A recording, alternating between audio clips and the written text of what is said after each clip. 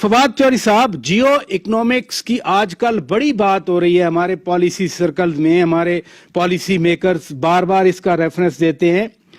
पाकिस्तान और भारत की तिजारत के हवाले से पाकिस्तान के दोस्त मुमालिक भी परसुएड कर रहे हैं, और जो ये डायलॉग, सिक्योरिटी डायलॉग में बातें हुई, उस पर भी फोकस रहा। तो क्या अगर ये तिजारत शुरू होती है तो फिर कोई नई पाकिस्तान डिफेंस काउंसिल तो नहीं बन जाएगी? नहीं, देखिए जी, फिलहाल तो तिजारत शुरू होने का कोई इम्कान नहीं है, क्योंकि भारत, प्रॉब्लम पाकिस्तान के अंदर नहीं है, प्रॉब्लम इस वक्त बुनियादी भारत के अंदर है। और जितनी एक एक्सट्रीमिस्ट गवर्नमेंट वहां पर इस वक्त हुकूमत में है, मज़हर साहब ने बिल्कुल पाकिस्तान की बात सही की, यहाँ ग्रुप हैं, एक्सट्रीमिस्ट हैं, बट अभी तक पाकिस्तान में इस तरह का कभी कोई एक्सट्रीमिस्ट ग्रुप जो है वो इक़्तिदार में नहीं आया, वोट लेके नहीं जीत सका।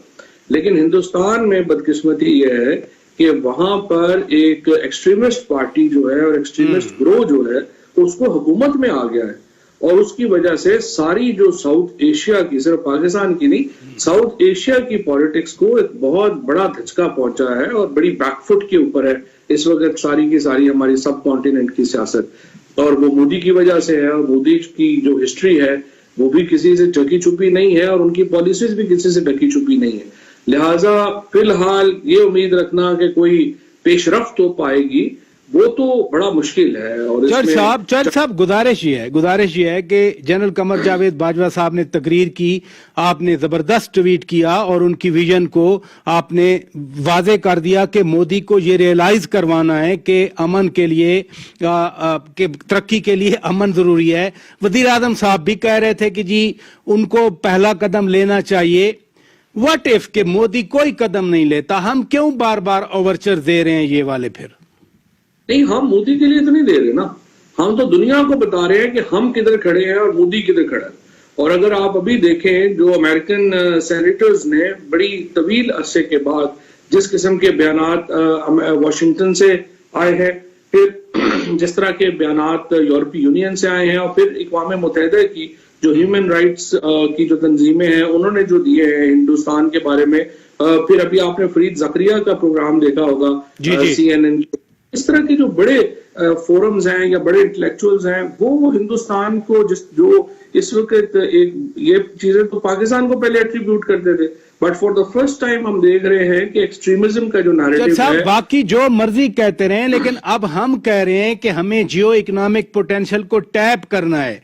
अगर 1.25 अरब आबादी के साथ हमारी तिजारत नहीं है फॉर एनी रीजन, तो फिर वो इंटरनेशनल ट्रेड या रीजनल ट्रेड का हब बनने का ख्वाब पूरा हो सकता है?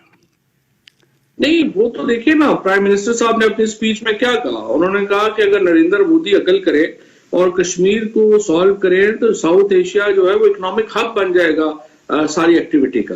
लेकिन अगर नरेंद्र मोदी, देखिए अब हमने कश्मीर के ऊपर जो है वो हम अपनी पीस पॉलिसी से तो पीछे नहीं हट सकते। हमने कश्मीर के लिए 4 जंगें बन के लड़ी हैं, हमने हजारों बच्चे जो है अपने शहीद करवाए हैं। हमारे जेलम में आप तशरीफ लाएंगे, हमारी तो कोई कब्रिस्तान नहीं है जहाँ पे कश्मीर के ऊपर शहीद नहीं हुआ। अभी पिछले 3 महीनों में बच्चे हमारे शहीद हुए हैं LOC के ऊपर, एक गांव के। तो अभी आप देखिए कि इस तरह से तो हम ये नहीं कर सकते ना कि हम कहें कि नहीं तिजारत शुरू कर लेते हैं, बाकी काम फिर बाद में छोड़ देंगे। चले इधर रुकिएगा, वजाहत हो गई।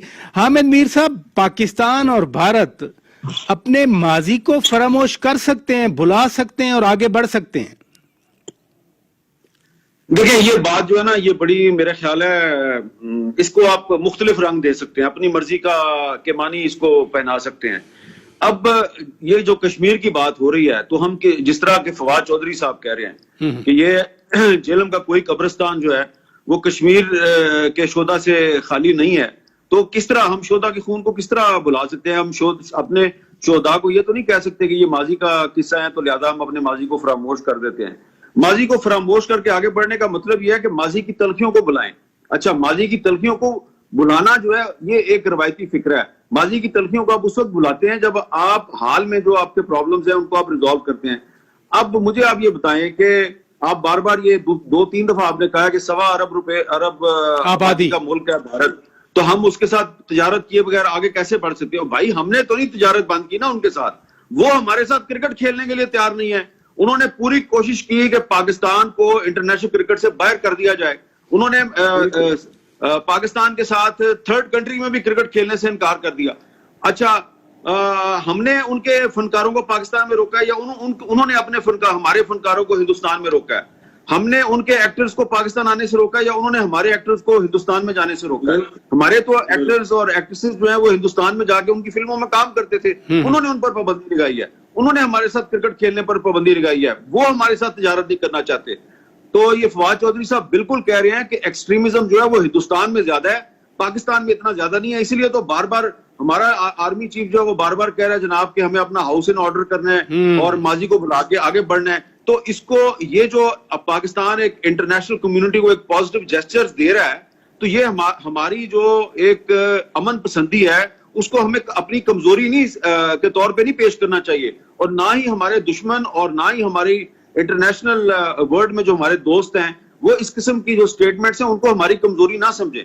ہم بالکل خطے میں امن چاہتے ہیں, آگے بڑھنا چاہتے ہیں, لیکن یہ پاسبل نہیں ہے. پاکستان میں کوئی پولیٹیکل پارٹی, کوئی ادارہ وہ اتنی طاقت نہیں رکھتا کہ مسئلہ کشمیر کو فراموش کر کے اور ہندوستان کے ساتھ دوستی کو ہمارے اوپر مسلط کر دے. ایسا کبھی نہیں ہو سکتا. ادھر رکیے گا, ادھر رکیے گا. نہیں ہو سکتا. اور ایک بات آپ یاد رکھیے راجا صاحب کہ جس طرح ہندوستان کے آئین میں 370 تھا انہوں نے اس کو معطل کر دیا ہے, ہمارے آئین میں 257 ہے, 257. جی جی. تو جب تک یہ 257 کانسٹیٹیوشن آف پاکستان میں موجود ہے, آپ مسئلہ کشمیر کو حل کیے بغیر ہندوستان کے ساتھ دوستی نہیں کر سکتے. مظہر عباس صاحب, لیکن جنرل پرویز مشرف کا جب 4 نکاتی فارمولا آیا تھا تو اس میں اقوام متحدہ کی قراردادیں نہیں تھیں, سلامتی کونسل کی قراردادوں سے ہٹ کے ہم نے 4 نکاتی وہ پوائنٹ دیے تھے. اور اب جیسے ہم اب تجاویز دے رہے ہیں, جنرل پرویز مشرف بھی کرن تھاپر کے ساتھ انٹرویو میں کوئی اور تجویز دے دیتے تھے. تو ماضی میں بھی ہم نے تجاویز دیں. اگر ہم اتنے ڈٹرمنڈ ہیں, اتنے فرم ہیں, تو پھر ہر دوسرے دن وزیر اعظم صاحب بھی کوئی نہ کوئی تجویز دے دیتے ہیں اور بھی کوئی تجویز آ جاتی ہے, پھر ہم خاموش رہیں, ہم اپنے آپ پر قابو رکھیں, ہم ڈٹے رہیں. پھر دیکھیے پہلی چیز تو یہ کہ یہ تو کنسیڈرڈ اوپینین ہے. کم سے کم میں نے جو ہے یہ 90s میں, ایون 96, اگر 96 میں مجھے یاد ہے کہ 96 میں بھارت میں دلی میں ایک کانفرنس میں میں نے یہ بات کی تھی کہ ہندوستان کا سب سے بڑا مسئلہ یہ ہے کہ وہاں کی جو عوام ہے وہ الیکٹورل سپورٹ دیتے ہیں انتہا پسندی کو, ان کی وجہ سے انتہا پسندی بھارت میں بڑھ رہی ہے اور آج وہ انتہا پسندی اپنی انتہا کو پہنچ گئی ہے. اس کا کوئی کمپیریزن پاکستان کے ساتھ نہیں. مظہر عباس صاحب, اٹل بہاری واجپئی بی جے پی کے تھے, وہ لاہور آئے تھے, لاہور ڈیکلیریشن ہوا تھا اور مینار پاکستان پہ کھڑے ہو کے ایک انتہا پسند تنظیم کے وزیر اعظم نے کہا تھا ہم پاکستان کو تسلیم کرتے ہیں. پھر ہوا کیا تھا اس کے بعد؟ واجپئی نے کہا تھا نا, پھر واجپئی کے ساتھ کیا ہوا؟ یہ جو صورتحال ہے کہ کوئی انڈیویجول جو ہے انڈیویجول آ کے یہ بات کرتا ہے. منموہن سنگھ بھی ڈفرینٹ تھے, واجپئی ڈفرینٹ تھے, وہاں ہیں لوگ, ایسی بات نہیں ہے. لیکن اوور آل کیا ہے, بی جے پی کے پاس بی جے پی کی پوری پالیٹکس کیا ہے؟ وہ پالیٹکس جس طریقے سے پروان چڑھ رہی ہے اس کو عوام کی تائید حاصل ہے. اور فواد چودھری صاحب نے بالکل درست کہا تھا کہ پاکستان میں جو ریلیجیس ایکسٹریمزم ہے یا جو جماعتیں ہیں ان کو الیکٹورل سپورٹ حاصل نہیں ہے. وہ ایک پریشر گروپ ضرور ہیں لیکن انہیں الیکٹورل سپورٹ حاصل نہیں. تو لیکن ہمارا پرابلم کیا ہے, ہم کشمیر جیسے ایشو ہے, ہم ایک مضبوط مقدمے کے کمزور وکیل ہیں. پولیٹیکلی ہم اپنے سسٹم کو پراپرلی اسٹیبل نہیں کر سکتے. ہماری آئین اور قانون کی جو لڑائی ہے اسی میں ہم الجھے ہوئے ہیں. تو یہ جو کشمیری ہماری طرف دیکھ رہے ہیں, چاہتے ہیں کہ دنیا میں جا کے ہم اپنی بات کہیں, اپنی بات منوانے کی کوشش کریں, اس فرنٹ پہ ہم ہر جگہ جو ہے وہ مار کھا جاتے ہیں.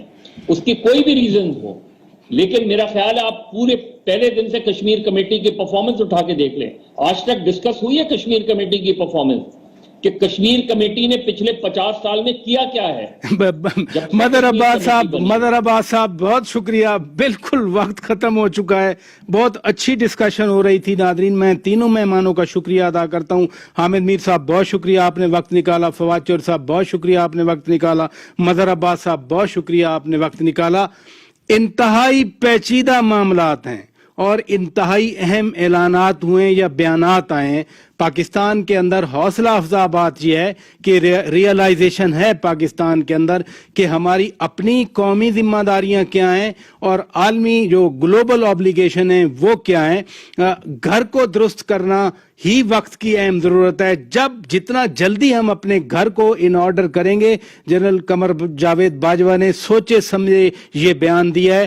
ہمیں اپنے گھر کو بہرحال